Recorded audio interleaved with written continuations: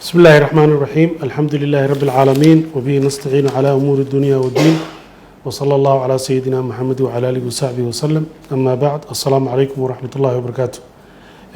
سيدا la socotaan 19 bishan maalintii jimciga ayaa waxaan shaacinay 12 kursi oo kamid ah kuraasta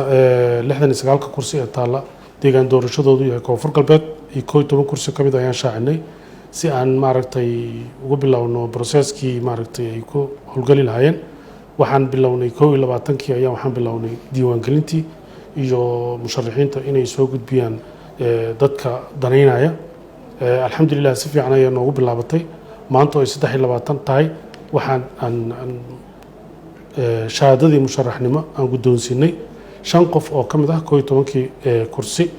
aan maaragtay shaacinay 19kii dadka aan musharaxnimadooda soo bandhigay oo aan maanta shahaadadooda guddoonsiinay oo dokumentiga looga baahnaa oo dhan dhameystiray waxa ay kala ahaayeen 5 qofood waxayna kala yihiin gudoomiye maxamed mursal sheekh cabdiraxmaan oo markii saakan qofkii ugu horeeyay oo shahaado aan guddoonsiiyay noqday waxa kaloo guddiga uu guddoonsiiyay aadan maxamed nuur aadan soronsor aamina maxamed mursal saadaad maxamed nuur caliyow iyo aamina xuseen cusmaan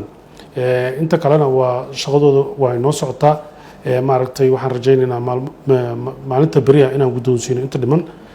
anigoo ka faa'iideysanaya fursaddan sida aan jadwalka aan ku soo saarnay maaragtay 22ka 22ka 23ka dadka inay isdiiwaan geliyeen ahayd dadka oo safaro kala dhaadheer jiray meelo kala duwan joogay sidaas awgeed ayaa waxay nagu qaadatay inaan maaragtay soo dhameystiri wayno maanta oo 23ka inaan soo kamilno maaragtay dadkii inay soo sharaxaan sidaas darteed anigoo kaga faa'iideysanaya fursaddan yaa waxaan ku darnay hal maalin oo dheeri ah oo maalinta beri ah marka waxaan ka codsanaynaa dhammaan inta dhiman oo maaragtay dadka dhiman oo inay sharaxaan ku talagalay oo deegaanka jooga inay sida ugu dhaqsiyaha badan beri ay kusoo dhameystiraan howlahooda si aysan maalin kale noogu darsamin oo aan berito hawsha aan soo gabagabayno wasalaamu calaykum waraxmatullaahi wabarakaatu